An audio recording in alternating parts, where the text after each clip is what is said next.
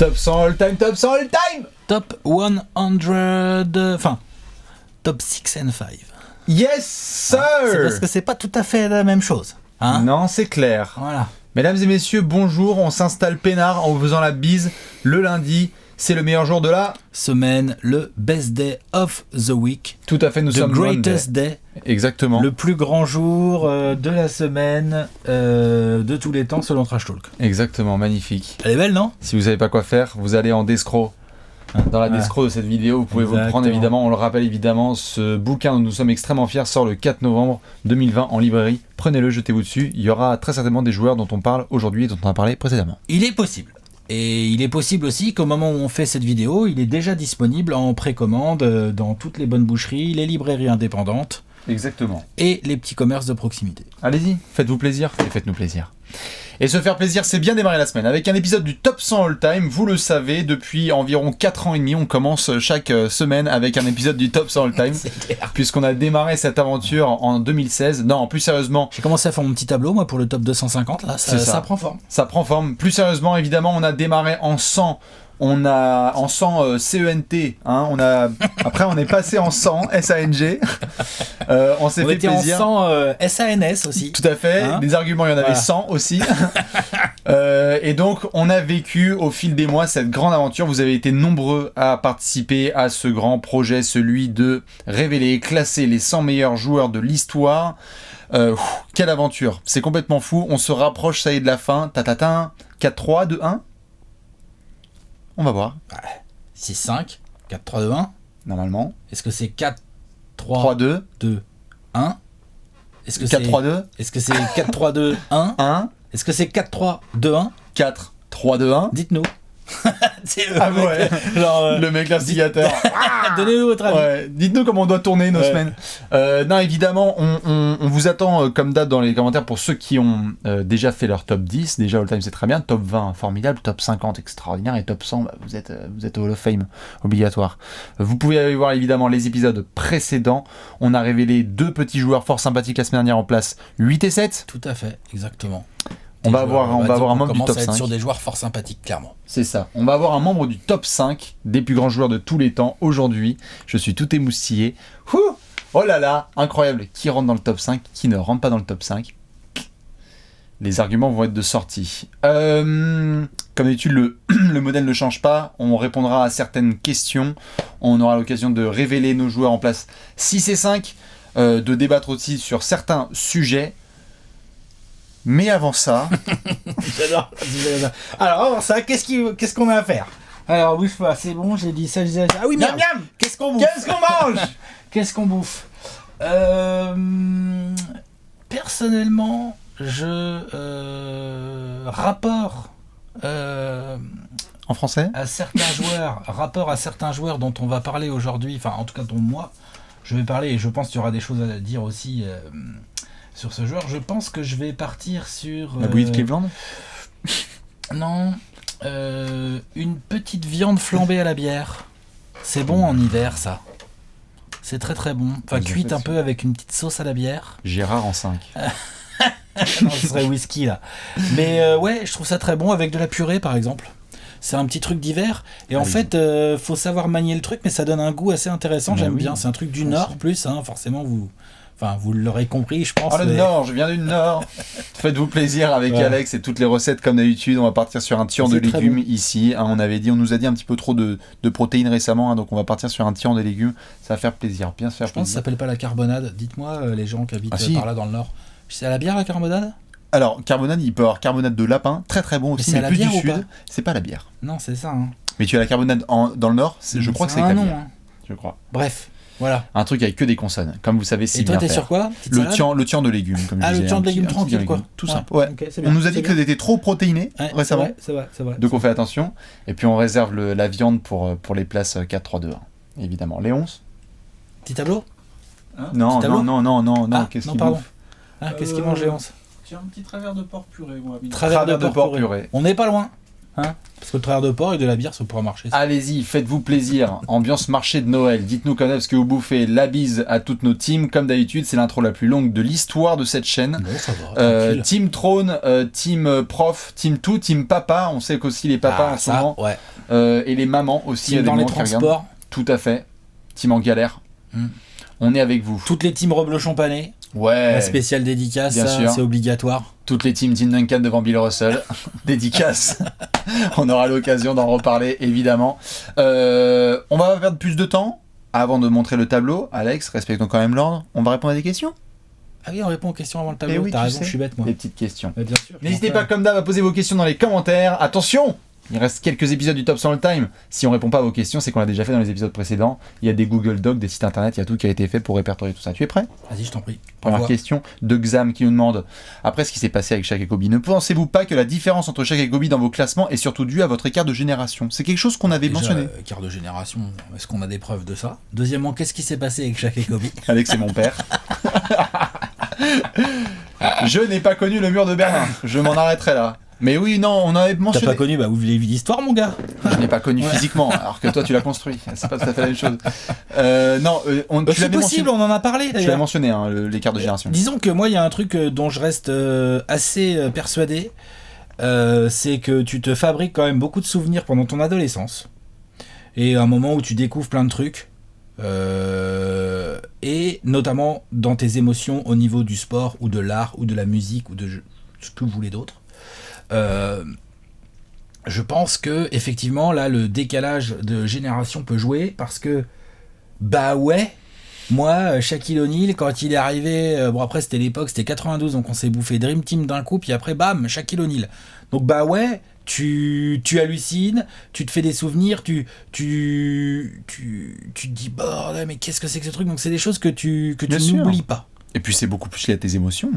Donc oui, c'est possible. Ça peut impacter. Maintenant, je pense quand même que mon objectivité c'est quand même vu de manière assez flagrante dans les vidéos et que tout le monde a bien compris que Shaq était devant Kobe, quoi.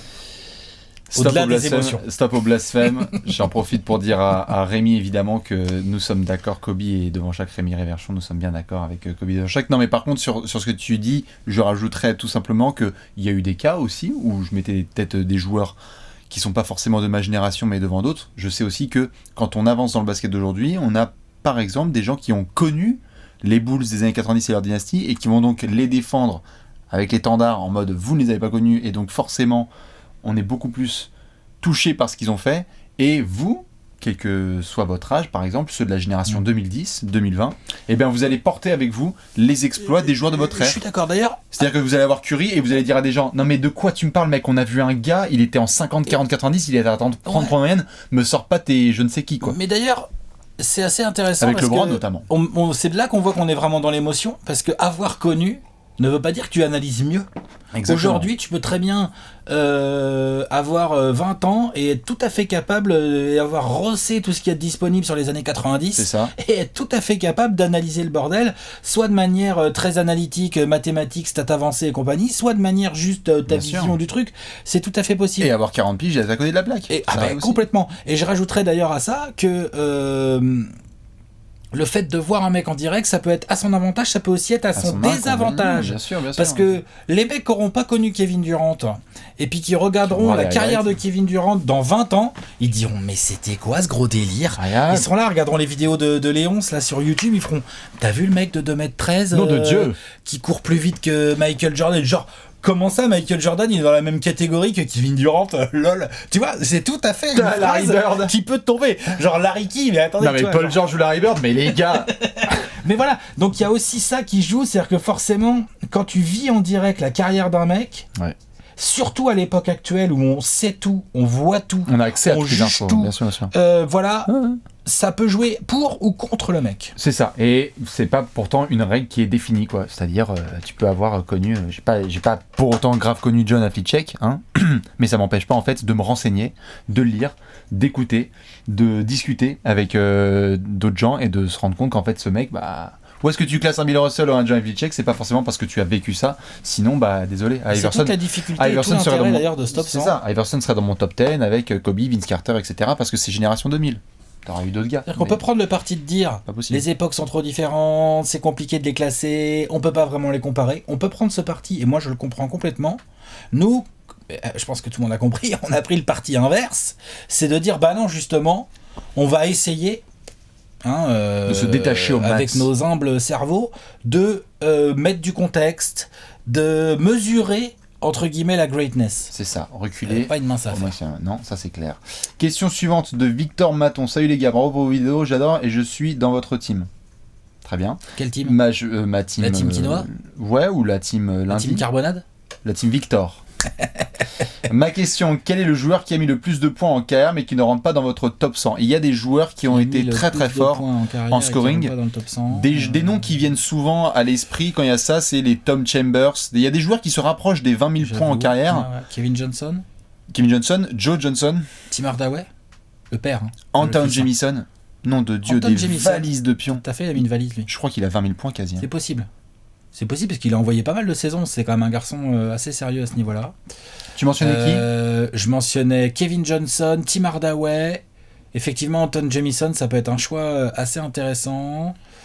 Je me permets, on va prendre le temps. De toute façon, Vas-y. Regarde le classement des marqueurs prolifiques là. Des plus prolifiques de l'histoire. Qu'est-ce qu'on a là à peu près Combien de points il a mis Jamison ? Parce que tu sais, Jamison, ça peut clore le débat. Melo, il en a... Non, je crois pas. Si ? Oui.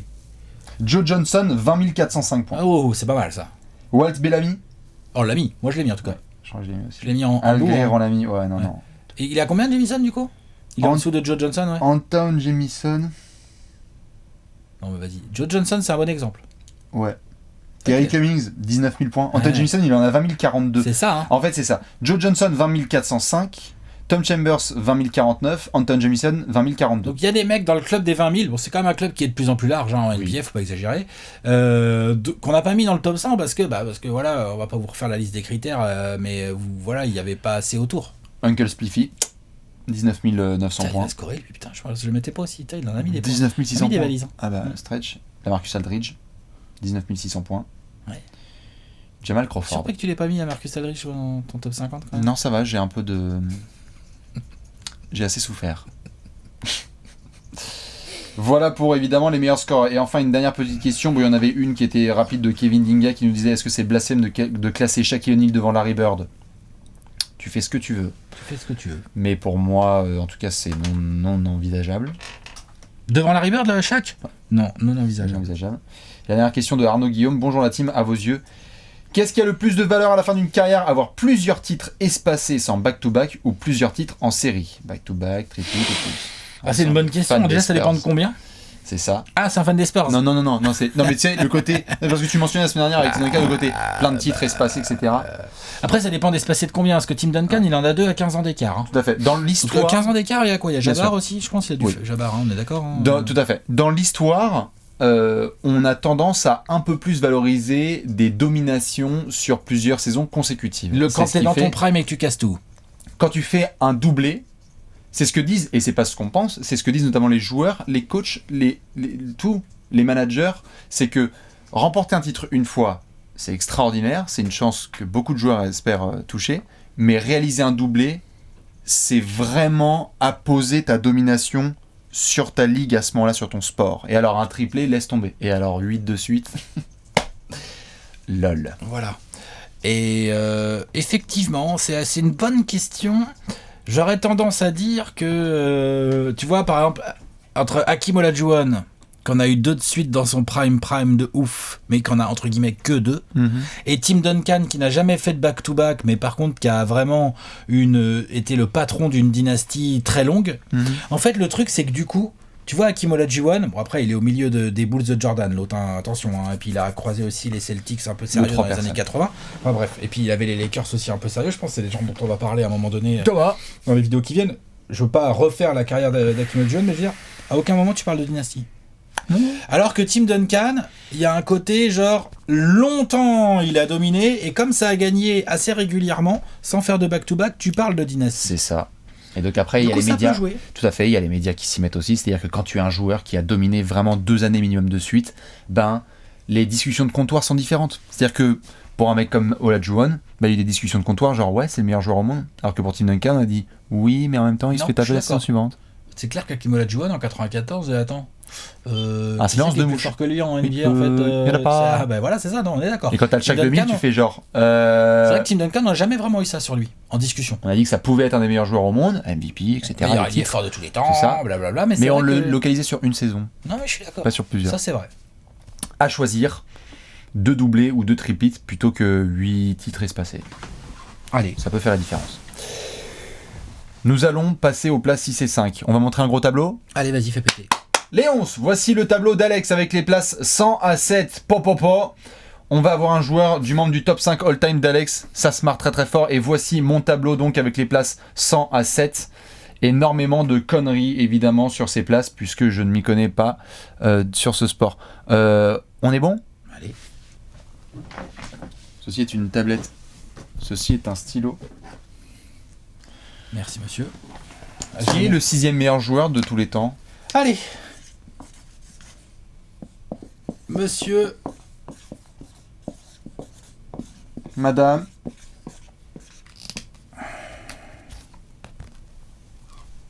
Bill Russell pour moi. Tim Duncan pour Bibi. On a inversé, si je dis pas de bêtises. J'ai mis Bill Russell en 7, tout à fait, et tu as mis Monsieur Timothy Theodore Duncan. Allez, je t'en prie sur Bilou. Vas-y. Moi je l'ai mis devant Duncan, toi t'as mis Duncan devant Bill Russell, c'est un vrai débat. Ça s'entend. Une vraie discussion. Moi j'entends les gens qui font l'un ou l'autre. Bah oui, Bill Russell, toute la question moi de savoir... En fait, Bill Russell...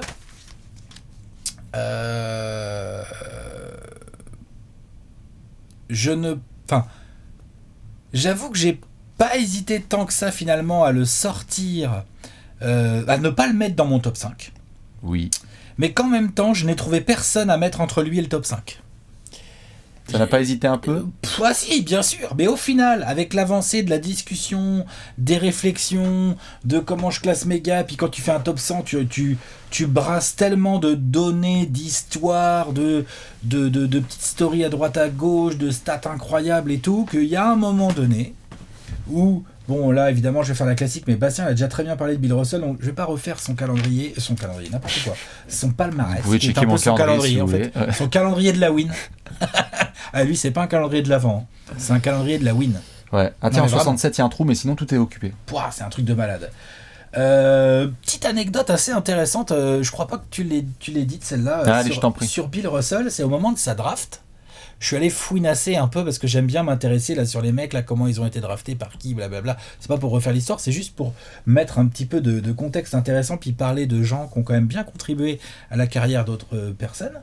Il est 2e de la draft 56, Bill Russell. Mm-hmm. Il y a un territorial pick qui part déjà à Boston, c'est Tom Heinsohn. Tout à fait. Et il est que 2e, donc voilà. Il y a un mec qui s'appelle Siuo Green, qui est un combo guard et qui a été choisi donc devant Monsieur Bill Russell. Donc déjà ça c'est pour l'anecdote, c'est quand même assez rigolo.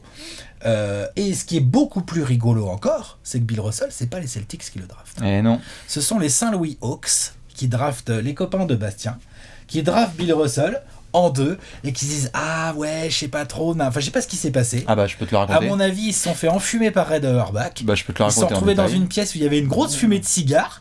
Et Red Auerbach, il a amené Ed McCauley et Cliff Hagan, des joueurs sérieux, hein. Il y a du All-Star en pagaille et tout, c'est des gars forts et tout.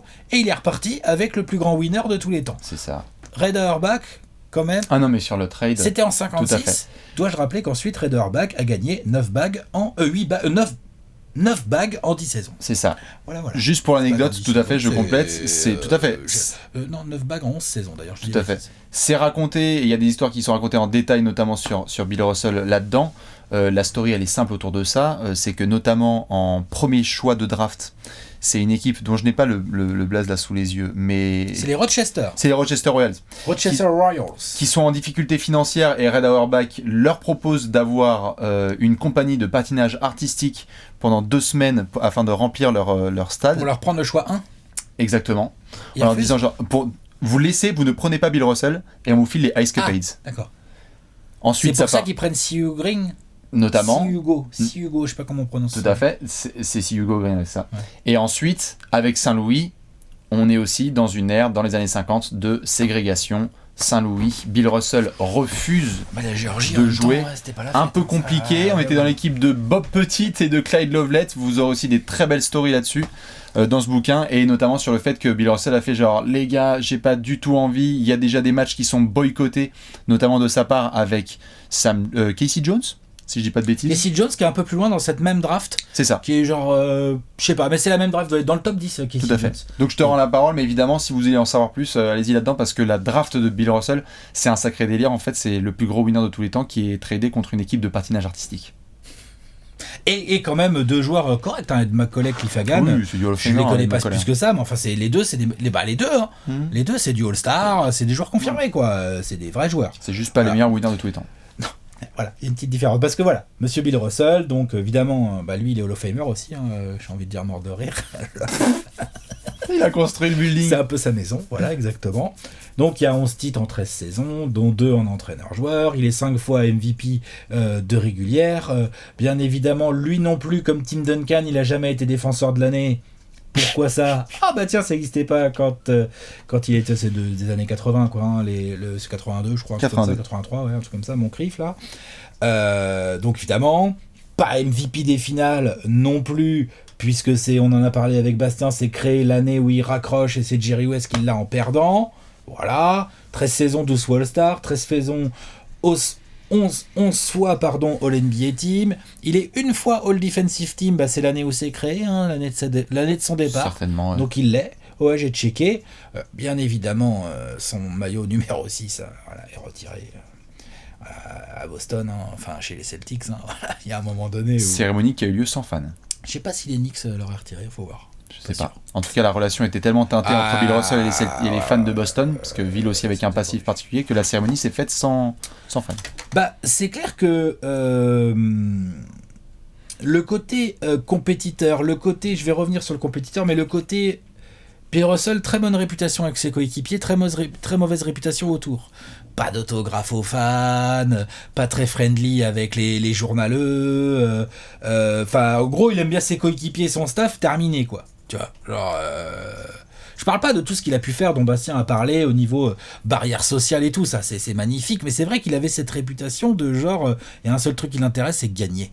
Il avait un besoin de gagner qui était maladif. D'ailleurs, il y a cette anecdote-là, je crois pas que t'en aies parlé, je sais plus, qui est trouvable un peu partout... sur des blogs, j'imagine, sans Wikipédia ou quoi, ou même des trucs de Celtics et tout. Voilà. Bill Russell, quand il était très stressé avant les gros matchs, il vomissait. Soit il se faisait vomir, soit il vomissait un peu naturellement à cause du stress.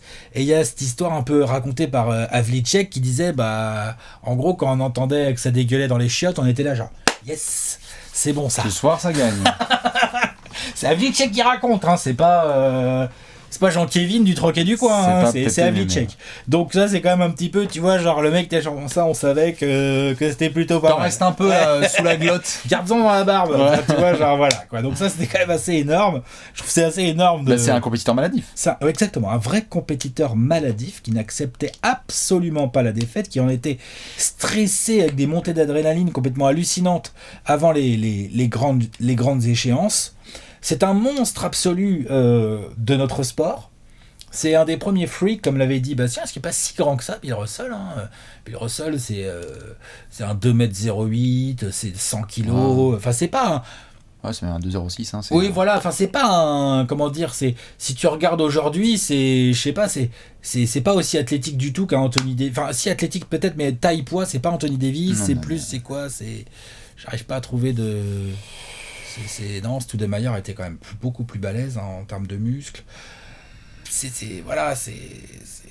Bill Russell en fait, il y a pas de... C'est Bill Russell, ça n'empêche pas qu'il avait des qualités athlétiques absolument incroyables, qu'il arrivait à maîtriser des gars beaucoup plus grands et beaucoup plus lourds que lui, et à les faire déjouer. Salut Will Chamberlain. Ouais, c'est Tadé. Oh la vache. Ça c'est cadeau. Ça c'est cadeau. Taille-poids. En plus, c'est un gaucher, Tadeusz Young. Taille-poids gaucher, Tadeusz Young. Merci. Tadeusz Young, un peu grand, véloce comme ça qui peut galoper. C'est Josh Smith mais moins costaud. Oh cette vidéo démarre extrêmement mal. Bill Russell, Tadeusz Young, fermez les yeux, vous avez le même. Non. La vache. Donc ouais, il y a Il y a vraiment un truc fou dans Bill Russell, dans le mental, dans ce qu'il a amené, dans comment les Celtics, comment Red Auerbach a construit le truc autour de lui, comment il en a fait une équipe complètement imbattable. Donc maintenant, et après tout ce qu'a dit Bastien, la question peut-être que les gens se posent, c'est ok, mais genre, j'ai vu beaucoup de gens qui mettaient Bill Russell dans leur top 5 et je respecte à fond. Hein.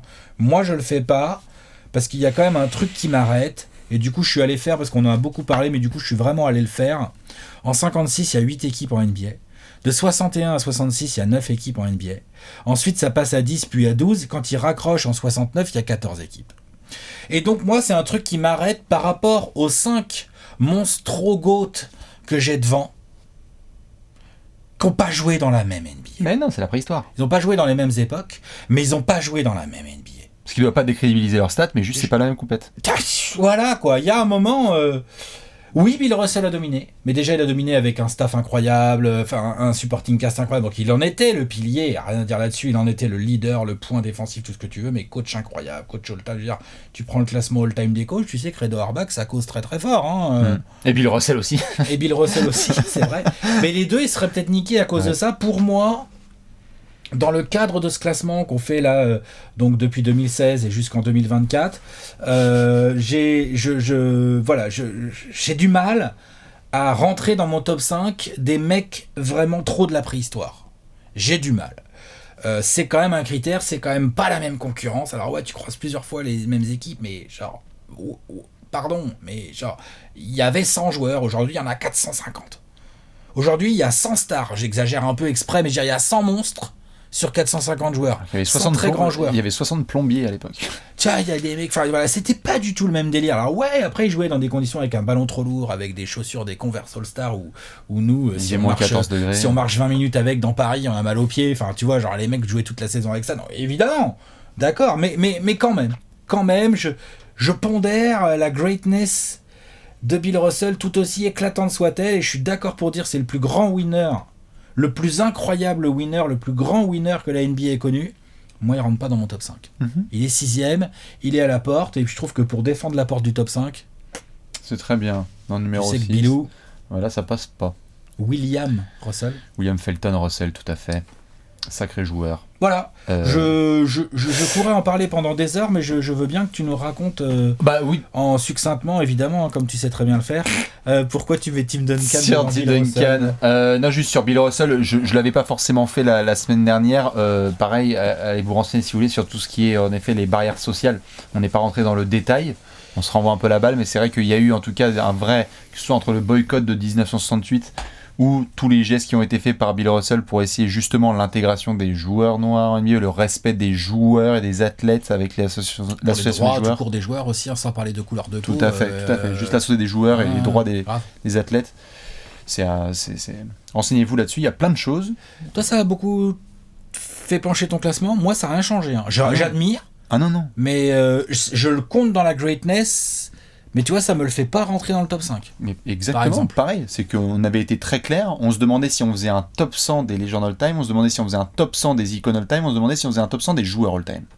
Et on était d'accord sur le fait que dans les icônes, légende, Bill Russell, on l'a mis tout en haut de certains classements, c'est-à-dire coéquipier ou role model, etc. Mais défenseur intérieur. Tout à fait. Mais je veux dire en dehors du parquet, tu vois. Ouais, je sais. Mais oui, défenseur intérieur. Rototo aussi. Top 100 Rototo, il est pas mal. Mais c'est vrai que ce sont des éléments, mais oui, qu'on va pas mettre forcément tout en haut de nos critères. Pas tout en haut. Et partie. Parce que tu as aussi des contextes qui sont plus propices à ça. Oui. T'es obligé, tu vois. Je veux dire par là, bien sûr. J'en sais rien moi, ça se trouve Kobe dans les années 60 ça aurait été un mec qui aurait lutté de ouf et tout, on n'en sait strictement rien, j'ai pas envie de retenir ça forcément contre lui ou bien pour sûr. Lui ou quoi. Les airs sont différents. Mais ça reste un truc hallucinant qu'il faut compter dans le fait que Bill Russell c'était pas juste un joueur de basket, et c'est aussi pour ça qu'il est incontestable dans le top 10 au-delà même de ses 11 bagues et tout, c'est un personnage bien trop important de l'histoire NBA. Je suis bien d'accord. Monsieur Tim Duncan est 6ème. Alors certains l'attendaient très certainement dans le top 5 ou en top 1, j'en ai même vu genre ouais vas-y Bastien il va mettre Duncan en 1. Bon, j'en ai vu aussi beaucoup qui le kick. qui kick un peu trop Duncan, un peu trop loin à mon goût. Tout à fait. On est d'accord. Tim Duncan, c'est toute l'année, tous les jours, top 10 des meilleurs joueurs de tous les temps. Mais bien sûr. Double hashtag. Mais Alex. Il est fort, t'es d'accord? Bien sûr, j'allais y venir. Double hashtag. Le premier hashtag, Alex en a très bien parlé la semaine dernière. Et le deuxième hashtag, celui-là, il n'est pas facile à placer. Compliqué à classer. Ouais, compliqué à classer. Attention. Tout à fait. Tim Duncan, 6ème. C'était très dur à titre personnel de savoir où classer ce joueur qui, déjà à titre vraiment pur perso, est le joueur qui a le plus impacté ma vie, moi, en tant que fan de basket et en tant que ce que j'ai envie de voir sur un terrain de basket. L'excellence individuelle tous les soirs. Monsieur Fondamentaux, tu as beaucoup parlé, j'étais très content que tu parles avant tout de la défense la semaine dernière, parce qu'on oublie souvent, on est là genre oui, en fait c'est le shoot avec la planche, etc. Non, avant tout Duncan, c'est un patron de dynastie défensive, comme tu l'as bien dit, c'est aussi lui qui prend la torche donnée par David Robinson et va être la pierre fondatrice d'une des plus grandes dynasties du sport américain. C'est-à-dire que on a souvent sans avoir ces doublés, back-to-back et tripit, 50 wins. On a souvent ces 50 wins. Il y a souvent... Hop, 63 wins. Exactement. Oh, ça va un peu moins bien, là, 50, et puis un tour de playoff. On a eu souvent ces comparos avec, en NFL, les Patriots, avec cette espèce de régularité dans l'excellence, année après année. Tu t'attendais aux Spurs de Tim Duncan. Tous les ans, ça devenait une punchline. C'était, est-ce que les Spurs sont trop vieux ? Mais les Spurs sont top 3 ou top 4 à l'ouest. Et le patron, c'était Duncan. Il y a, à titre individuel, quand je regarde les joueurs qui commencent à rentrer là dans les places les plus suprêmes du top 100 all-time, je vois le nombre de cases qui sont cochées. Donc je prends le joueur intrinsèquement et je me dis, défensivement, c'est un des meilleurs de tous les temps, en individuel et en collectif. C'est-à-dire qu'il peut tenir des gens comme jamais, c'est-à-dire dos au panier ou en rotation, comme le Shaq par exemple, ou en rotation, tu l'avais très bien dit, un des mecs qui a contré le plus de mecs sans sauter. Ah bah et oui, il se fait pas chier à attendre que le ballon soit en l'air et te compte t'as le ballon dans la main encore. Timing, tout à fait. C'est vrai, hein. Bien sûr, défense collective, les lectures, la capacité à prendre aussi pour les autres, donc tu sublimes la défense collective parce que tu pick up les erreurs de tes coéquipiers.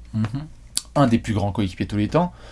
En attaque, évidemment, Monsieur Big Fundamental, je veux dire, c'est le shoot avec la planche, c'est chaque match des Spurs démarre dans le premier quart avec jab step, feinte, jab step, shoot avec la planche, 45 et ça rentre. Ça a été un cauchemar. On l'a pas mis dans les moves les plus inarrêtables parce qu'il y en a quand même 2-3 qui ont été bien meilleurs, mais je crois qu'il avait été en mention. C'est possible. Dans les moves inarrêtables parce qu'on se disait putain le shoot de Duncan avec la planche, c'est une galère. Non mais c'est possible, je suis d'accord. Hook main droite, hook main gauche, shoot à mi-distance, spin move, fluidité, capacité à trouver les coéquipiers démarqués, cette régularité dans la performance. Tim Duncan, c'est chiant pour beaucoup de monde, mais c'est régulier. Tous les soirs, tu savais à quoi t'attendre. Tu allais avoir du scoring. Mais non, mais... Et ça joue en fait contre lui. C'est le début des années 2000 qui est pas... À part Marbury... Steve Francis et McGrady, c'est un petit peu, tu vois. Je comprends, mais tu vois, dans les arguments... C'est le jeu aussi de cette époque. Tout à fait, mais dans les arguments qui font aussi chuter Duncan chez certains, c'est aussi la sexiness. Et c'était un des éléments dont on a le plus parlé sur les récents stars. On avait parlé de Moses Malone, on avait parlé d'autres joueurs comme ça, on a dit genre... Bon, c'est pas très sexy, donc ça peut parfois impacter Toi, c'est quelque chose qui te l'a empêché de le rentrer dans le top 5 ou il rentrait pas de toute façon ? Absolument pas, il ne rentrait pas parce que c'est une légende du basket, mais ce n'est pas un des piliers de ce sport. Les 5 mecs qui sont devant, là, pour moi, déjà, ce sont des piliers de cette discipline. Ce sont les 5 piliers, pour moi. Oui. Et aussi...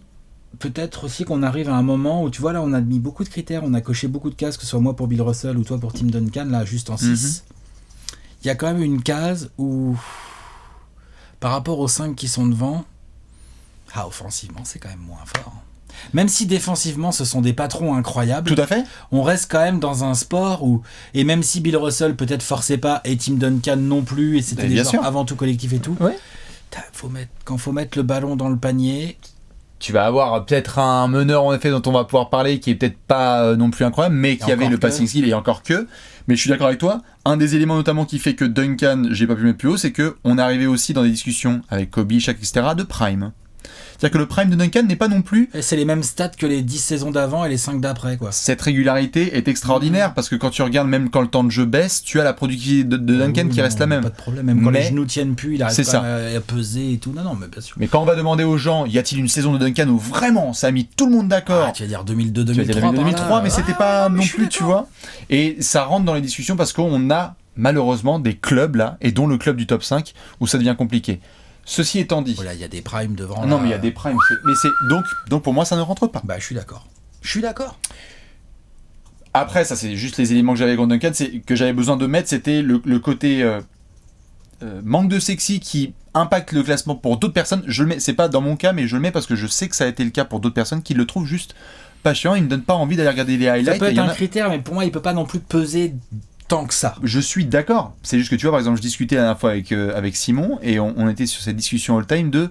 il me disait, par exemple, lui, j'ai envie de regarder des highlights. Il me donne envie d'aller jouer au basket tout à l'heure. De prendre un ballon et d'aller... quand je vois à Iverson... j'ai envie de prendre... là Je crois pas. Mais en tout cas, pour Duncan, par exemple, c'était un élément comme ça. Il parlait de Gerald Wallace.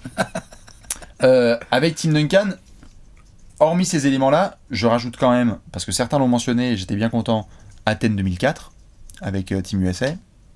Aïe. Je suis d'accord. Aïe, il y a Aïe, genre Aïe vénère, quoi. Non, c'est quoi cette équipe relou quoi. Horrible et tout. Équipe horrible. Tout à fait. C'est vrai, hein. Tout à fait. Mais je ne peux pas rajouter une seule once de négatif sur Tim Duncan parce que pour le reste, je peux pas imaginer meilleur coéquipier comme meilleur exemple de pilier de franchise. Demain matin, je démarre une franchise. Ouais, je prends Tim Duncan devant beaucoup de monde, dont des mecs aussi qui sont devant là. Ah non, pas moi.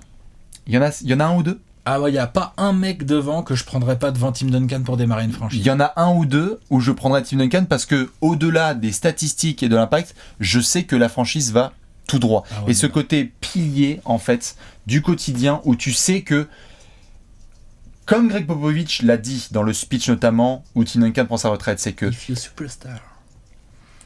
Non mais je suis d'accord, attends. D'être une star, bien sûr, d'être une star et d'accepter de se faire hurler dessus par son coach et de se faire coacher durement, ça met tout le monde d'accord du premier au 15e homme. Et ça, c'est rarissime comme qualité. Et je trouve que c'est des qualités de la greatness. C'est-à-dire, ouais, non, il n'y a pas de traitement de faveur. J'ai fait une boulette, je suis Carlo Ball, et donc on va me dire que c'est pas bien, et donc je vais me ramener demain pour bosser encore plus. Tim Duncan, ça, moi, ce sont des éléments qui, à titre perso, me marquent vraiment. Et enfin, par rapport à tout le parcours, je suis évidemment impacté parce que c'est mon adolescence. Tous les gens qui sont nés autour des années 90, bah, tu te farcis du Duncan tout le temps. Donc moi, je me suis bouffé du Duncan dans tous les sens. Duncan, faut pas oublier que le triplé des Lakers, c'est toi qui le shutdown. Les Heatles, c'est toi qui les shutdown. Donc Shaq et Kobe, le mec qui ferme la porte, c'est Tim Duncan.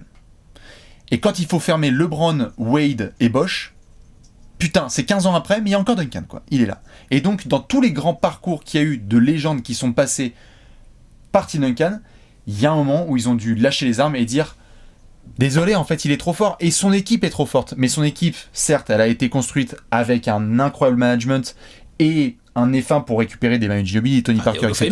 Des Hall of Famer, évidemment. Oh, Tim Duncan, il joue avec du Hall of Famer. Tout à fait. Mais, comme pour Bill Russell ou comme pour d'autres gars, tu vas demander à Tony Parker, tu lui fais « Oui, bonjour. Comment ça se passe en fait votre carrière ?» Bah il dit « Mais moi je dois 50 000 balles par jour à Tim Duncan. » Parce que mon palmarès c'est pas le même. Parce que ma carrière c'est pas la même. Et Manu Ginobili il va dire pareil, il va faire genre « Moi j'ai ma carrière. » Mais en fait, le mec, le pilier, la porte tous les matins, c'est Tim Duncan. Mais ça, je pense que bien sûr, mais ça, évidemment, c'est incontestable ça. Et personne dit le contraire de ça. Non, bien sûr, non, bien sûr. Et enfin, petit élément qui moi me marque, dernier élément à titre très personnel, et je crois qu'il y a un seul garçon, allez, il y en a peut-être deux là dans le top 5 qui changent vraiment les choses, c'est quoi les Spurs vraiment avant Duncan. Il y a des franchises comme ça où certes il y a une histoire, mais en fait en termes de palmarès, aujourd'hui le respect il est éternel pour ces Spurs avec Popovich, avec d'autres gars, mais il y a un avant et il y a un après Duncan. Il y a des villes. Sur les gars qui nous restent, j'en ai au moins deux comme ça. Il y en a deux, on est d'accord. Il y en a deux comme ça. Qu'est-ce qui se passe avant ? Tu regardes ce qui se passe avant, puis tu regardes où ça en est après, tu fais bon. Il y a personne, on est d'accord. Quand Duncan est là, il y a un avant et un après. Aujourd'hui, les Spurs, c'est une franchise modèle. ça passe par le staff, ça passe par le management, ça passe surtout par une superstar qui a été incroyable. Et allez, je boucle juste sur un dernier truc, parce que sinon je pourrais durer pendant des heures. J'adore Anthony Davis. Arrêtez les blasphèmes. Je lis des trucs du genre Anthony Davis, il gagne 1 ou 2 titres, il passe devant Tim Duncan. Regardez la carte de Duncan. Il passe devant à quel niveau, pardon, parce que mais il y a des gens qui disent que Anthony Davis, il va gagner là 1 ou 2 titres avec les Lakers et il va passer devant Tim Duncan. Offensivement, il est supérieur et il le sera sûrement pendant un moment. Bien sûr. Défensivement, je veux bien qu'on discute parce que, ok, Anthony Davis, c'est un défenseur incroyable. Non, bien sûr. Je veux bien qu'il devienne le patron pendant 15 ans d'une des meilleures défenses de la ligue. Merci, monsieur. Non, mais donc, c'est vrai, tu vois, tout à fait. Je veux bien juste ça, tu vois. Non, mais tu vois, et c'est pour ça, c'est que dans les discussions de meilleur arrière, meilleur meneur, meilleur ailier, etc., sur le côté meilleur ailier fort, attendez avant qu'il y ait quelqu'un qui aille chercher. Après, il y a aussi le contexte. Hein. Tout à fait. Anthony Davis, s'il tombe aux Spurs. Ah, bah oui, hein, bien sûr. Il démarre sa carrière sous Tim Duncan. Voilà. Je viens d'avoir une soudaine érection. Bref, Tim Duncan étant 6, il ne rentre pas dans le top 5 des meilleurs joueurs de tous les temps. Voilà, j'ai essayé d'être concis. Et puis si vous voulez évidemment en savoir encore plus, TBNL, Tim Duncan. Comment ça se passe On met un numéro 5 ? On met le 5ème ou pas ? Oh putain. Allez. Il y a un membre du top 5 ? Allez, c'est parti. Attends, je veux bien voir ce que t'as mis par contre là. Ça sent franchement ça sent le blasphème à ma gauche là. T'es un animateur de la foire du trône quoi. Ça sent le débat là. Et il y a du blasphème à ma gauche. C'est bon, je me suis pas trompé. Larry Bird. Larry Bird. Bon bah d'accord, ok. Larry donc Bird, si j'ai blasphème, tu as blasphème aussi quelque part. Non bah non, du coup t'es objectif du coup. Bref, on va arrêter avec ce running gag. Larry Bird en 5. Ok. Tous les deux. Juste, j'ai réfléchi 2 secondes. On va avoir forcément des places communes là, sinon tu me fais vraiment très peur. Ok, non bah déjà, moi je m'attends, tu vois, je vais être franc, je m'attendais pas vraiment, sincèrement, je m'attendais pas à ce que tu mettes Larry Bird en 5. Pourquoi ? Je pensais que t'allais mettre quelqu'un d'autre. Je vais pas dire qui, parce que sinon on va rentrer dans un débat qui n'a peut-être pas lieu d'être tout de suite. Ah oui, je vois. Mais moi je pensais. Okay. Parce que je connais ton affection pour Monsieur Larry. Et donc du coup je me disais, tiens, on va peut-être pas être d'accord là-dessus, puis il va y avoir un débat. Hein, parce que voilà, je le pose ici tout de suite. Est-ce que c'est Larry Bird qui est devant Magic Johnson ? Est-ce que c'est Magic Johnson qui est devant Larry Bird ? Intrinsèquement, c'est Larry Bird. Oh, pardon. Oh là, c'est sorti. Bon, alors là, tu sais que je suis même pas d'accord avec cette phrase. Je comprends. Et le classement, je peux comprendre ceux qui vont débarquer en majuscule en mode c'est pas possible, Larry Bird. Je vais comprendre aussi ceux qui vont me dire non mais t'as trop raison, vous avez trop raison, du coup Magic est devant. Avant peut-être de lancer ça, avant de lancer les boules de feu. Parlons de Monsieur Larry Bird. On va parler de Larry Bird. Donc le meilleur trash talker de tous les temps. Deuxième. Un des piliers de la NBA, point barre. Oh là là. Un des piliers de la NBA, point barre. Bien sûr. T'as un des piliers de la NBA, point barre. Larry aide la NBA juste ne serait-ce qu'à survivre et à être ce qu'elle est aujourd'hui grâce à son taf avec Magic Johnson de la finale NCAA de 1979 à la fin de sa carrière au début des années 90. Larry Bird il y a quelque chose de presque sacro-saint avec lui. Dans quel sens ? Dans le sens d'être ce mec avec aussi peu de qualité athlétique. Il n'a pas de qualité athlétique, Larry Bird. Vite fait, en début de carrière, il arrivait à dunker, et puis après... Avec du vent dans le dos, tout à fait. Pourtant, il était assez grand. Tout à fait. Physiquement, il est assez grand, plutôt costaud. Tu veux qu'on fasse le jeu des comparos Tu veux qu'on fasse le jeu des comparos, que je te sorte un joueur actuel sur Larry Bird, c'est comme ça lui ressemble. Il ressemble à qui ? Ryan Anderson ? Oh god. Oh putain. Rigole pas, hein. Kevin Love ? Moins athlétique que Kevin Love, hein, clairement. Hein. Mais en taille-poids, ça doit à peu près se battre. À peu près, non ? Ça suffit. Ces phrases sont interminables. D'avoir aussi peu de qualité athlétique et de réussir à dominer autant... David Lee, droitier. De réussir à dominer autant mentalement, techniquement, dans tous les aspects du jeu, hormis les qualités athlétiques. Non, mais attends. C'est extraordinaire. Ça, c'est sans qualité athlétique d'avoir réussi à dominer autant, en fait. C'est la phrase. Que t'aies été aussi fort sans ça. C'est-à-dire que là, il n'est que entouré de fric. Parce que pour le coup, je l'ai vu beaucoup disrespecté, moi, Larry Bird, dans les classements que j'ai vu passer. Je l'ai vu disrespecté dans le sens, genre, je l'ai vu parfois, genre, limite, tu sens que le gars, il l'a mis dans le top 10, mais il s'est forcé, quoi. Ah, putain. Oui. Avec des arguments, longévité, bon. Je veux bien entendre. Bah oui, c'est vrai. Oui. Problème de dos qui font que notamment t'as pas pu. Bien sûr que c'est vrai. voilà. Il fait quoi, 13 saisons Larry Bird, Max, ouais, comme ça, Max. Et puis les dernières, c'est vraiment. C'est dur. C'est sûr. Il y a encore des stats, mais c'est dur. C'est En sûr, gros, nickel. on va dire ça comme ça. Bien sûr. Non, mais enfin, le mec saute pas les trottoirs. Le mec défensivement se basait principalement sur son QI basket, son intelligence, son sens du placement, mais pas sur des qualités athlétiques du genre Larry Bird qui vient en aide, qui contre le truc au niveau de l'horloge des 24. Bon, bah, non. Par contre, voilà, la petite style de Wislar au moment où il faut pour intercepter une passe comme un malin et servir ton coéquipier qui arrive lancé parfaitement parce que Larry Bird a la passe. Pardon. Larry Bird est un des joueurs les plus all-around de tous les temps. Déjà. Alors, parce qu'il y a des débats avec d'autres garçons très sérieux. Bien sûr, mais points, rebond, passe, compréhension du jeu, contrôler un game de la Tout première à faire en 45 attaque. minutes. Vas-y, c'est bon. Il est trop fort. Ensuite, Larry Bird a eu un prime, alors pas assez long pour certains. Oh, putain de merde. On peut le dire, c'est vrai. Larry Bird, avant de faire son prime, juste voilà, il a 3 titres, hein. 81, 81 le premier, ça c'est et 1. 6. 81, 84, 86. Donc 84 et 86. De 84 à 86, Larry Bird, il est MVP de régulière. 1 de 84, 85, 86. Je vous ferai les lignes de stats après, vous allez voir, c'est... Voilà. Mouillez-vous bien tout ça, la nuque, tout ça. Ouais, surtout avec le mulet. 84 et 86, il est également MVP des finales. Il ne l'est pas en 81. Du coup, par curiosité, je suis allé check. Oh bah, J'ai regardé des bouts de match et tout. Je me suis pris au jeu de regarder des petits bouts de match et puis les stats. C'est vrai qu'il shoot dégueu, Larry. Il met 15 points par match. Par contre, il y a la polyvalence. Dans une série, ouais, il y a 15 rebonds aussi. Mais il met que 15 points par match et en shootant dégueu. Franchement, les images sont limite. J'étais genre putain, Larry Bird. Ah, c'est Young Larry Bird. Hein. Oh la vache, j'étais là, genre, bah allez Larry. Qu'est-ce qui te prend ? T'as la pression, ouais. Bah tu te chies dessus, mon grand. Comme quoi, ça arrive à tout le monde au passage. Hein. Parce que ça, on va devoir en reparler. Des chokes, des trucs que t'as pas réussi, des ceci, des cela. On va devoir là pour classer les mecs. Donc oui, il y a Cedric Maxwell. Hein, voilà. Ceux qui connaissent Cornbread. allez voir qui c'est. Bon joueur. Oui. Bon joueur, mais enfin, il fait pas non plus. Il fait des un peu meilleures finales que Larry Bird et c'est lui le MVP des finales dans des finales contre les Rockets de Moses Malone, Calvin Murphy. Je crois qu'il y a le père de Levy aussi dans l'équipe. Fait, James Harden, tout ça. Ouais, voilà, exactement. Mec d'Anthony Coaching. Donc, il n'est pas MVP de ces finales-là. C'est dommage. Il aurait pu être dans le club des triples MVP des finales. Il ne l'est pas. Par contre, il est dans le club des triples MVP de régulière. En fait, c'est un club de triple d'affilée. Hein. Enfin, je veux dire, des mecs qui ont eu 3 MVP des finales, de régulière, pardon, il y en a quand même pas mal en fait finalement dans l'histoire. Il y a un petit club d'une petite dizaine de gars, quoi, je dirais à l'œil. Ouais, faut voir. En tout cas, par contre, 3 fois de suite, MVP de régulière. Bah en fait, il y a que le mec que je viens de mettre en 6 qui l'a fait dans toute l'histoire. Puisque de la même manière, Bastien parlait de c'est dur de gagner 3 fois de suite. Être MVP de régulière 3 fois de suite. C'est violent. Pardon. Pardon. Shaq, il apparaît ici. Non, bien sûr. Michael Jordan. LeBron, KD, Curry. Curry, c'est vrai qu'il en a 2 de suite.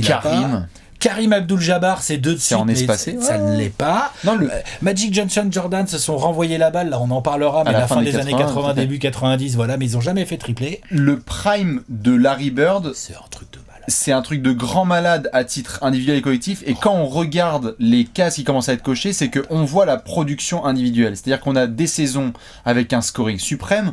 On est déjà dans la création du club 50% au shoot, 40% à 3 points, 90% au lancer. Il le fait en 87, 86, 87. Et il y a 29 points de moyenne. Enfin, ou un truc comme ça. 28 points de moyenne, 9 rebonds, plus de 7 passes, 1,5 interceptions. Il est en 52, 40, 91. Et alors attends, ce qui est assez intéressant, c'est que il avait quand même méchamment déconné l'année précédente. Parce qu'il est MVP. Il lui manquait quoi ? À 26 points, presque 10 rebonds, presque 7 passes, 2 interceptions.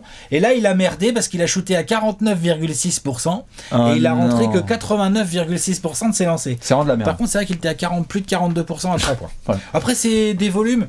Là, je donne des pourcentages à 3 points. Larry Bird, shooter incroyable. Je pense qu'avec les volumes d'aujourd'hui, il aurait certainement rentré beaucoup de 3 points également. Mais c'est vrai que c'est compliqué pour le coup, si on parle de comparaison. Tu regardes après les saisons, il en prend 3 par un match et les saisons, genre il se lâche. Après, tout à fait. Faut mettre ça en perspective. Dans ce prime-là, il y a une notion qui intervient et qui était vraiment dans toute l'Amérique, c'était, et même les gens qui suivent le basket, c'était dans la discussion qu'on aura avec des LeBron, Ted Jordan ou d'autres gars comme ça, c'est Larry Bird a terrorisé des gens en fin de match. Dans le Money Time, que Larry Bird touche le ballon, c'était synonyme de mort pour en face. C'est-à-dire qu'il y avait un mec où tu étais en train de faire des cauchemars, c'était que le 33 avec le mulet et la moustache, il est la balle parce qu'il allait prendre la bonne décision, soit la bonne passe, soit le bon shoot. Il allait te tuer, t'annoncer qu'il allait te tuer et prendre un malin plaisir à le faire. C'est ça, c'est qu'il te l'annonce, quoi. Et il te l'annonce. Et donc, du coup, dans cette espèce de terme qu'on utilise. Non, mais tu fais ce que tu veux, il est deuxième. Mais dans cette expression qu'on utilise un petit peu, tu sais, à toutes les sauces de mal alpha, etc. Genre, mais Larry Bird, genre, il est à la 2e ou 3e place max. Enfin, je veux dire, Larry Bird a un côté. Les gars, vous n'allez rien pouvoir faire. Concours de shoot à 3 points, je vous dis, je rentre dans le vestiaire, c'est qui va arriver deuxième ? Je suis dans le Money Time face aux Lakers, face à d'autres équipes. Regarde ce qui va se passer après le temps mort. Je vais passer ligne de fond. Je vais prendre 2 écrans. Je vais attraper la balle. Je vais m'en tourner et ça va faire ficelle. Et il n'y a rien que tu puisses faire. Non, mais... C'est ce qui se passait avec Larry Bird. Il l'annonçait. Les anecdotes de trash talking de Larry Bird, de toute façon, sont complètement all-time. On y avait consacré une page entière dans notre premier livre, le livre jaune. Je crois, avec quelques petites années. Ah bah j'en suis sûr et certain, c'est Bibi. Bien sûr, c'est Bibi qui l'a fait. Je t'en prie. Bibi, enfin ouais, bref. Et c'est incroyable. Et ce qui est incroyable, c'est qu'il joignait les paroles aux actes. C'est ça. Et les actes aux paroles, les paroles aux actes, comme vous voulez. Et donc, du coup, on se retrouve sur un profil de gars où il a été un peu limité à cause de ses qualités athlétiques et de son physique. Il n'a pas pu avoir une longévité incroyable. Il n'avait pas une grosse détente, ni si puissant que ça. Et il y a des images que vous pouvez trouver très facilement. Vous voyez très bien que quand ça switch et qu'il se retrouve sur Michael Jordan, il y a 63 points en play-off. Mais qui c'est qui gagne la série là ? C'est marrant, c'est un sweep, dis donc. Tiens, c'est un sweep. Parce que les Celtics de 86, qui sont, à mon sens... C'est une expression maintenant dans le folklore de la NBA. C'est les Celtics de 86. Les Celtics de 86, qui sont à mon sens une des plus grandes équipes de tous les temps. Je sais plus quelle place je les avais mis quand on a classé les équipes de tous les temps. 3. Larry Bird est MVP de la régulière. Il est, comme je l'ai dit en rigolant, quasi en 50, 40, 90. Il y a 67 victoires en régulière, plus le titre. Larry Bird est MVP de la régulière, Larry Bird est MVP des finales. Larry Bird. Alors, c'est vrai que il y a des éléments incroyables autour de lui. Il y a Robert Parrish. Il y a Kevin McHale, Danny Johnson, il y a grave de monde. Il y a rien à dire. Il y a Danny Ainge. Enfin, attention, il y a une équipe magnifique. Mais c'est toujours pareil, quoi. Là, on est dans le milieu des darons. Et le daron de l'une des meilleures équipes de tous les temps, les Celtics 86, qui ont écrabouillé la ligue, c'est Larry Bird. Une des meilleures, bien sûr, une des meilleures finales NBA de tous les temps. Et moi, je l'avais mis en 84. Je crois que tu l'as mis 2 ou un truc comme ça. Le MVP des finales, c'est Larry Bird. Le meilleur joueur des peut-être meilleures finales NBA de tous les temps, c'est Larry Bird. Alors qu'on est dans une série où il y a du Hall of Famer, c'est limite si tu cherches qui n'est pas Hall of Famer en fait dans la série. Parce que tu regardes et tu te dis genre, wow, en fait, on est 13. Enfin, on est 11 en comptant les coachs. C'est une dinguerie totale.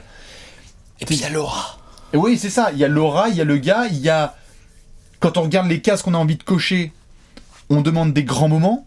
Donc il y a interception sur Isaiah Thomas, des shoots clutch dans tous les sens, des grandes finales, la capacité à augmenter son niveau de jeu quand la pression monte, des matchs dans le Boston Garden où il fait 38 degrés, le heat game, où en fait Larry Bird il dit je m'en bats les couilles, filez le ballon. Je vais donner mon corps, peut-être un peu en mauvais état, mais je vais donner mon corps à mon équipe.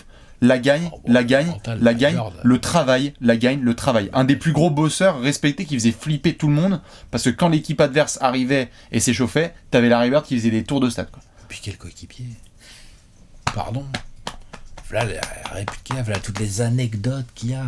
Ceux qui aiment bien les documentaires, il y en a un qui s'appelle Dream Team, où il y a, je crois que c'est Pat Ewing qui raconte qu'avant d'aller à la plage à Barcelone, il était passé au bar avec Larry Bird, qu'il avait bu trop de bière avec Pippen et que du coup ils arrêtaient pas de regarder les nanas sur la plage. Là, c'est l'anecdote. Je crois que c'est Matt Ewing. Non, bien sûr. Ils sont pour la gueule, ils sont En des gros, potes. tu comprends bien qu'en gros, à part Barclay, personne va picoler que Larry Bird parce que l'autre, c'était le bon vivant aussi. C'est ça. C'était le mec à la cool. Enfin, Larry Bird, il y a beaucoup de choses en lui. Donc, c'est le bon mot, le mec marrant, le mec sympa. En même temps, quand faut tuer le match, il n'y a pas de problème, il machin. S'il est blessé, il serre les dents. Quand faut passer la balle, il passe la balle. Enfin, je veux dire. Je vais Voilà. jouer tout un match de la main gauche. Ouais, parce qu'il gardait sa main droite pour les Lakers. En même temps, on peut comprendre. Je vais. Oui, mais il a gardé sa main droite pour les Lakers. Oui, c'est tout à normal, il y fait. avait une bonne Mais raison. vraiment, pour les jeunes qui passent par là, allez voir. Salut les Blazers. Comment ça Contre va Portland, je joue tout un Comment ça match de va la main gauche. Je l'annonce, je me fais chier. 60 points contre les Hawks, une des exhibitions de shoot les plus incroyables. J'ai même pas envie de parler de shoot parce que je crois qu'on a fait un classement et je l'avais mis numéro 1. Enfin, Pas moi. oui, Mais- tout à fait. Mais quand tu fais la discussion des meilleurs Pour le coup. shooters de tous les temps, Larry Bird. Il est dans la discussion. Mais pour moi, il est pas tout en haut. Quand Non, même. tout à fait, mais Mais tu. il est dans la discussion, Il est bien dans la discussion. sûr. Bien sûr, déjà, geste peu orthodoxe, mais efficacité quand même réelle. Non, bien sûr, Larry Bird, quoi. Puis la Dream Team 92, Dream Team 92. co-capitaine avec Magic, allongé sur le bord de terrain tellement il a mal au dos. Enfin, T'as sauvé la NBA avec Magic. dès les premiers matchs, ah bah alors ça, on y vient. Dès les premiers matchs de cette Dream Team où tu sais il y a que des stars partout et tout, mais Larry Bird il a pas trop envie de jouer les matchs de pré-qualification. à la J'allais cour manger et sur tout, les machin, deux. et tout. Il y a le public qui fait Larry. Ça c'est incroyable quoi. Et oui, après on peut en arriver à, on peut me raconter tout ce qu'on veut, mais Larry Bird fait partie des 2 personnes qui ont sauvé, permis le redressement spectaculaire de la NBA dans les années 80. Tout à fait, et bien sûr. Il n'y a pas voilà. d'autre mot, hein, tout à fait. Et Point barre. c'était un garçon qui, en plus, faut le savoir à l'époque, avait une étiquette qui lui était posée sur le dos, c'était The Great White Hope. C'est-à-dire que tu vas être l'espoir dans un sport qui a été dominé par des joueurs blancs dans les années 50 et ensuite par des joueurs noirs. Il y avait toute une question de... Tous les médias allaient le voir en lui disant « Est-ce que c'est vous le prochain grand joueur blanc ?» etc. Et cette étiquette, elle lui était collée. Et lui, il l'enlevait, il disait « Arrêtez avec ce connerie ». Donc non seulement il faisait un travail médiatique Bien important, sûr. mais en plus, et d'intégration, mais en plus, il assumait cette pression Non mais en ayant un apport et un niveau de domination dans le jeu qui était son all-time. histoire avec la NBA et avec Magic Johnson, et je veux dire, je sais pas s'il y a une plus belle histoire en NBA en fait. Non. Vraiment, je le Non, pense non. quoi. Donc- Je suis pas sûr quoi qu'il y ait une plus belle histoire que ça en NBA en fait. Donc tu es un joueur d'une polyvalence incroyable. Tu as dominé. Tu as gagné des titres. Tu as été 3 fois MVP de suite. On n'a même pas encore dit qu'il a été coach de l'année et exécutif de l'année. Oui, mais ça c'est pour rigoler après la Arrête, carrière, tranquille. arrête. Ah, non mais l'autre il Quel avait que tellement soit le tout compris niveau. au basket. Quel que soit le niveau C'est où ça, tu as le été, truc. t'es trop dominant. Il a tellement tout compris au basket que à peine hors du terrain, parce que dis donc, à peine hors du... Enfin, à peine. Genre, c'est coach de 5-6 l'année, ans. c'est en 2000. Ouais, c'est ça. Ça fait 7-8 ans. Ouais, c'est ça, genre, rapidement, quoi. Boum, coach de l'année. Donnez-moi les Pacers. Coach de l'année dans son bled. Enfin, Indianapolis, c'est pas un bled, French mais vous avez Lake. compris, quoi. Ouais. Chez lui, quoi. C'est fort aussi, ça. Donc t'as été un joueur dominant, t'as été un coach dominant, t'as été un exécutif dominant, t'es un des plus grands parleurs de tous les temps, t'as un prime qui est un des plus dominants de l'histoire, tu es le patron d'une des équipes les plus dominantes de tous les temps. Pourquoi il est pas premier, alors? Ou deuxième? Pourquoi il est, entre guillemets, que 5e? On lui a mis la longévité et on en a parlé. La longévité de la Longévité. carrière, c'est quelque chose quand même qui est à l'encontre de Larry Bird. Autre chose, Les moi, qui... totaux ne sont pas... Autre chose, les totaux, longévité évidemment. Autre chose qui me fait, moi, le mettre juste derrière, parce que du coup il est 5e, mais il est donc juste derrière certains autres garçons dont on va parler, c'est le côté où je me suis toujours posé... C'est un joueur exceptionnel individuellement, rien à dire, il shoot extrêmement bien, capable de créer pour lui, pour les copains et tout, mais son manque, malgré lui, de qualité athlétique Ça a une limite. Hein. me fait dire aussi que, ouais, il a eu un prime complètement incroyable, mais aussi fasciné que je sois par Larry Bird, clairement, je trouve qu'il est celui... Enfin, il a vraiment eu un contexte incroyable aussi, quoi. Je veux dire, il était dans des Celtics, une franchise de la win parfaite pour lui, des coéquipiers incroyables, un general manager, donc Red Auerbach, un mec qui savait construire ça parfaitement. Enfin, je veux dire, on a parlé suffisamment de comment il a obtenu Robert Parrish chez Kevin McHale, tu vois, par exemple, et tout. Et donc, je dis pas que, attention, il y a d'autres mecs qui ont eu des très bons contextes, là, dont on va parler. Bien sûr, Il y a bien un sûr. mec là juste devant là. Oui, mais bah, quand même, moi je pense que je construis l'équipe quand même Je sais pas si c'est celui-là que tu voulais dire en disant juste devant. Moi, je pense que je construis plus l'équipe avec Magic qu'avec Larry Bird. Et c'est pour ça que c'est Larry Bird mon 5e et que Magic apparaîtra dans le futur. Et je suis d'accord avec ça, mais tu vois, c'est marrant. Pas que pour ça, hein, mais en partie pour ça. J'entends. Tu vois, par exemple, on a parlé aussi du fait qu'il y ait... Enfin, je veux dire... on serait bien, il a eu Casey Jones aussi en coach, mais ça va non plus, il a pas non plus un... C'est peut-être le point le plus faible, encore que Casey Jones, sans lui faire offense, il a plutôt fait du bon taf. Mais c'est quand même un garçon sérieux. Tout à fait, mais c'était pas non plus... non. Aujourd'hui, quand on fait un il a pas eu Phil Jackson. Quand on fait un apéro avec des grands coachs de l'histoire, on fait pas genre Casey Jones, t'as oublié de l'inviter. Non, mais parmi nos mecs du top... Bon, non, j'allais dire c'est celui qui a eu les moins bons coachs, non. Mais non. non, en fait, non. Hop, tu vois, j'ai coupé. Mais voilà, par rapport à d'autres, il a été un peu moins aidé, même s'il a été quand même avec un coach plus que très honorable, un management absolument hallucinant et des coéquipiers, je veux dire, il y a du monde dans le top 100. Tout à fait. Qui a joué avec Larry Bird. Donc sur le point que tu soulèves, si je dois construire demain, tu prends un Magic plutôt qu'un Larry Bird. Oui. Je peux entendre. Moi, j'entends les deux réponses. Et vraiment, ce sont les goûts et les couleurs. Moi, personnellement, je prendrais un peu plus Larry Bird, mais j'entends avec Magic. Alors pourquoi, du coup, tu mets Larry Bird en 5 du coup, si c'est pas ça ton argument, c'est quoi ? Quoi ton argument ? C'est que notamment, si demain matin, on a un match à aller gagner, un Game 7, moi, je prends Larry Bird tous les jours devant Magic Johnson, en fait. Et donc pourquoi tu mets pas plus haut alors Larry Bird ? Mais parce que justement, en termes de... parce qu'on va avoir des palmarès, ouais, tout à fait, parce qu'on a des palmarès, parce qu'on a des duels, qu'on a des joueurs qui sont dans la même ère et qui sont en confrontation, et que donc il y a un moment où si t'as plus battu l'autre, peut-être que t'as été mieux accompagné, peut-être que t'as été mieux coaché, mais en fait il y a un moment où juste, si t'as plus de bagues, plus de ceci, plus de cela, et que sur l'individuel, où tu pouvais battre l'autre, tu te fais même rattraper par l'un, en termes de trophée, tu dois laisser ta place. Puis peut-être aussi que tout aussi iconique que tu as été, peut-être l'autre il est un peu plus iconique quand même aussi. Par exemple. Désolé. Malheureusement, mais bien sûr. On en parlera le moment venu, hein, mais là il y a des gars devant. Bien sûr. Et il y a un aspect aussi avec Larry Bird que moi j'adore, comme beaucoup de gens qui aiment le basket, mais Larry Bird, c'est la beauté et l'amour du basket pour geek. C'est-à-dire que quand tu apprécies le basket... Sauf les passes. Les passes, c'est vraiment des passes flashy. Moi, je trouve hyper flashy à la passe. Évidemment, mais ce que je veux dire par là, c'est que le joueur complet... comme il est moins athlétique, il peut moins... Donc du coup, tu apprécies toutes les petites nuances du jeu de Larry Bird. Mais c'est pas la même chose que des gars qui vont être devant, où là, on va faire genre, waouh, en fait, genre... La révolution est moindre. Exactement. Dans le jeu, quand même. Donc si tu le montres à ta tante, c'est pas le même impact quand tu vois Magic en contre-attaque que si tu vois Larry Bird sur demi-terrain. Larry Bird, il est arrivé dans une NBA, et il a dominé avec ce qui se faisait un peu déjà. Exactement. Il y a des mecs devant qui ont quand même... Mais vraiment, tout à fait. Mais vraiment, j'insiste, il y a très, très, très peu de joueurs. J'ai même envie de dire, il y en a un seul, et à vous de deviner lequel, et vous ferez votre propre conclusion, ou peut-être deux. Mais si demain il y a un Game 7, je prends Larry Bird, et il n'y a que deux mecs que je peux prendre peut-être devant. Max. Ça joue à Kim Noah et Trae Young.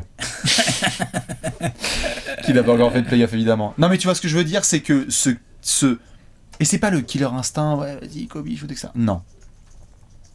Tout faire pour la gagne et savoir comment réfléchir au jeu des échecs, de savoir quand avancer quel pion, etc. Qui a fait vraiment mieux que lui, tu vois ? Il y en a des mecs qui sont devant lui. Il y en a des mecs, certains qui sont devant lui, d'autres qui n'ont pas eu forcément ça. Et puis je trouve aussi que Larry Bird, on a vu ses coéquipiers, on en a classé certains. C'est pas tout à fait le même supporting cast. Que des gars qui vont être devant. Pas tout à fait. Il y a des gars qui ont des top 25 avec eux. Il y a des gars qui ont des top 30. Il y a des gars qui ont des top 40. Il y a des gars, ils ont joué ensemble et ils sont dans le... ils sont dans le même truc. Ouais. Non, bien sûr. Tu vois ce que je veux dire ? Après, il y a les époques. C'est-à-dire que là, ils ont joué ensemble dans leur prime, plus ou moins. C'est ça. Ça, c'est beau. C'est quand même un Big 3. Big 3, je compte Mackell et Parrish. Je compte pas Dennis Johnson. C'est pas pour lui faire offense, mais pour moi... Enfin, c'était pas un Big 4, quoi. C'était un Big 3 avec Dennis Johnson, qui est dans le top 100, moi, Dennis Johnson. Bien sûr, pareil. Un peu trop haut, un peu trop bas, selon certains, mais en tout cas, il y est. Donc c'est quand même pas rien. Non, mais ouais, toi, tu mets aussi Bird derrière Magic. Donc, ouais, tu vois. Du pour, coup, qu'on n'ait pas mis Magic, mais attention, on va avoir des gros blasts. Je crois qu'il est 104ème. Mais non, plutôt, j'allais dans l'autre sens. Donc, on est d'accord tous les deux que Bird, c'est devant Bill Russell. Parce que ça, tu vois, c'est un vrai débat, je trouve. Bird, Bill Russell, il y a une discussion. Là, nous, on l'a tranché, mais je pourrais comprendre qu'il y ait discussion. On est d'accord pour dire que Larry Bird, c'est devant Tim Duncan. Oui. On est d'accord pour dire que Larry Bird, c'est devant Shaquille O'Neal. On est d'accord pour dire que Larry Bird c'est devant Wilt, c'est devant Kobe. Oui. Voilà. Non mais Et tout à fait. Par rapport à. Et ce sera pas le cas de tout le monde. Non mais, je sais que, hein. non mais je sais que quand je réagis comme ça, il y en a que ça irrite, mais en fait, j'en ai rien à foutre. C'est aussi comme ça que fait cette chaîne. Donc moi je dis juste que par rapport à Larry Bird, quand tu me poses la question pour Bill Russell, il y a un moment où on en vient aussi à l'intrinsèque et on essaie de savoir quand est-ce qu'on prend. Et en fait, le package complet de Larry Bird est juste tellement. Il y a le package, il y a du trophée, enfin il y a une armoire très sérieuse, quoi. C'est une armoire, pardon, quoi. Genre, on l'a faite là, c'est quand même un beau petit truc, quoi, tu vois, genre, voilà, quoi. Donc, non, voilà, il est là, il est 5ème, il est top 5 de tous les temps. Nous sommes rentrés dans le top 5 avec Larry Bird tous les deux. Nous sommes d'accord. Il restera donc les places 4, 3, 2, 1. Dernière anecdote sur Larry Bird, évidemment, comme on le dit, une des premières figures à rentrer dans les barbershops afro-américains aux États-Unis à côté de la photo de Jésus. Oui, c'est vrai. C'est le niveau de respect aussi qu'il y avait pour Larry Bird en termes de. He's a bad boy. Non, mais oui. He's a bad boy. Mais bien sûr. Bon. On va montrer les gros tableaux. C'est pas mal. Léonce, voici donc le tableau d'Alex qui tu nous as mis aujourd'hui en 6 et 5. 100 à 5. En 6, j'ai mis Bill Russell, parce que c'est son numéro. C'est mon argument de base. Ouais. Et en 5, j'ai mis Monsieur Larry Bird. Magnifique, et voici mon tableau. Donc, comme Alex l'avait dit, on est sponsor par la bière aujourd'hui avec 2 Celtics. Et bien, personnellement, j'ai donc Monsieur Tim Duncan en 6. Et en 5, Monsieur Larry Bird. Où est-ce que vous avez mis Larry Bird ? Qui vous avez mis derrière ? Qui vous avez mis devant ? Est-ce que vous mettez Larry Bird derrière ou devant Magic Johnson ? Pas de mauvaise blague. Est-ce que vous mettez Larry Bird genre vraiment beaucoup plus haut, genre dans votre top 1, 2, 3 ? Peut-être. Ou est-ce que pour vous, et comme je l'ai vu pas mal passer, Larry Bird et voilà, Kim Olajuwon, Larry Bird, Jerry West, comment on fait et tout, voilà. Bah, attends, je veux bien entendre, je veux bien écouter. Bien sûr. Voilà. Est-ce que pour vous, Kobe est devant tout ce monde-là ? Possible. Dites-nous. Exactement, et on vous fait plein de bisous. Sachez-le, la semaine prochaine, il y aura de nouveaux membres du top 5 all time. On verra si vous êtes sages. Excellente semaine à toutes et à tous, et à lundi prochain. Ciao, ciao. Ciao.